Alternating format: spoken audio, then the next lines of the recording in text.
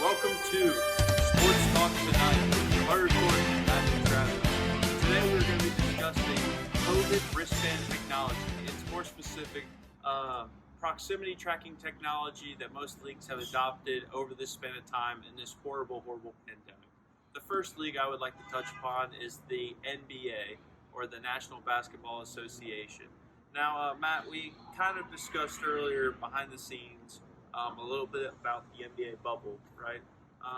How they had a strong, long span of just no positive tests, right? So could you kind of go into that a little bit more about how they've just been really on top of things when it comes to COVID procedure? Well, the NBA, unlike some other leagues, they put a bubble in place. So they had 19 teams go to this bubble. It was in Orlando at the ESPN Wide World of Sports, and they had so they resumed it in the regular season since they still had some of the regular season left. And each team played 8 regular season games, and then they advanced to the playoffs. And the playoffs were played as normal.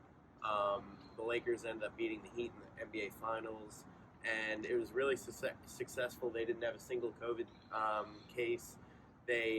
Players were not allowed to leave the bubble. At some point during the playoffs, players were allowed to bring their family into the bubble, and they still didn't have any COVID cases. They tested daily. They had contact tracing rings, I believe it was, and it was just really successful. So let's tap into that. For the National Basketball Association, they had a ring-like technology. The technology we're going to talk about that's used in the NFL is more of a wristband technology, but it's the same subject of proximity tracking their athletes. For example, say Lakers star LeBron James were to contract COVID. They would be able to use that ring and see who he has been around in the bubble. And they could have those players be labeled at risk or in danger of being susceptible to COVID. So that, again, like touching on what Matt has said previously, they did all these measures, but a big thing that's emerging in the technological world right now of sport and could be even used in the business world is that proximity tracking technology. So that's all for the NBA right now. We're going to hop on over to the NFL. And while they have had some positive tests, it has also been able to kind of show off this technology in a sense that they've been able to control it and contain it a lot better than they would be able to without it. So Matthew, how do you think they've been in overall using that proximity tracking technology to make sure other players don't contract this virus? I mean, overall, they've obviously done a pretty good job. If only, I believe, 3 or 4 games have been canceled when they were supposed to play it, so teams had to get a bye week when they were supposed to have a game.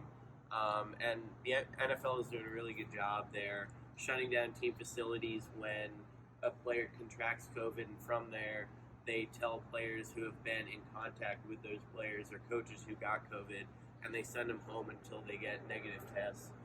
And honestly, I think they're doing a really good job of getting COVID under control. A lot of people think they should go to an NBA-style bubble, but that simply won't work because they still have 32 teams that are in contention, and they have 53 players on each of those rosters plus coaching staff, when NBA teams are usually about 15 players or so.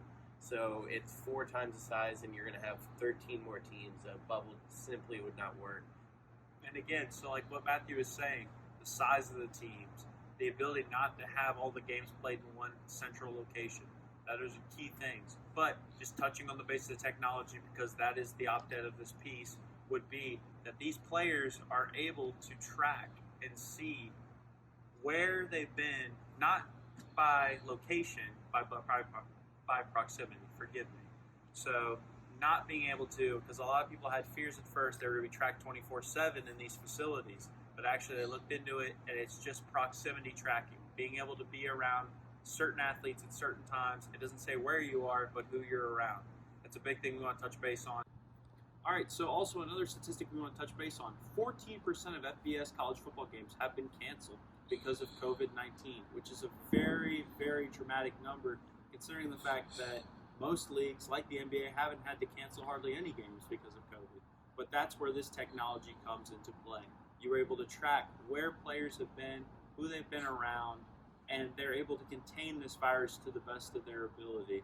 The MLB is doing the same thing right now in the sense that they're containing the virus itself, instead of just trying to let it grow widespread. So I thank you again for your time. I wish you a great rest of your night. This has been Sports Talk Tonight. Thank you and goodbye.